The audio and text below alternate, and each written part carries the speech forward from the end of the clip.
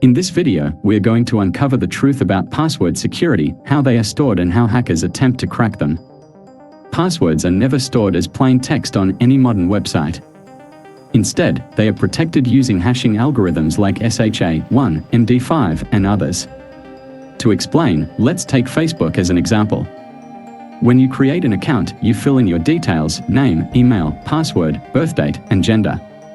Upon clicking Sign Up, this data is sent to Facebook's backend database. While your personal information, name, age, gender, and email is stored as is, the password is handled differently. Instead of storing your actual password, Facebook uses a hashing algorithm to convert it into an encrypted format. This hashed password is what gets saved in the database, ensuring that even if someone gains access to the database, they can't see your actual password. What happens if a database is hacked? Now, let's say Facebook suffers a data breach and hackers obtain user information, including the hashed passwords. They still won't be able to log in directly because they need the original password in plaintext. Since hashing is a one-way function, reversing a hash back into its original password is mathematically impossible. So, how do hackers bypass this security?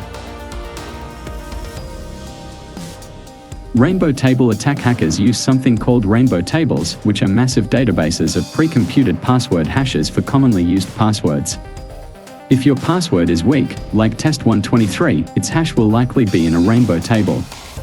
Hackers can simply look up the hash and retrieve the corresponding password.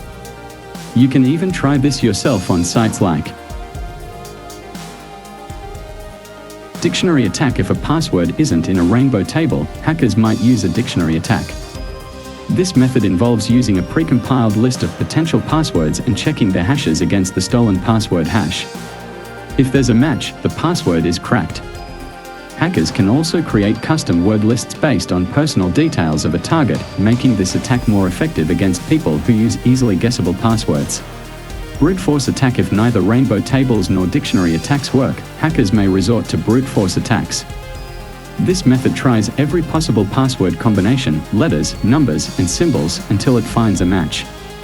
While this is time-consuming and computationally expensive, weak passwords can still be cracked quickly by powerful computers.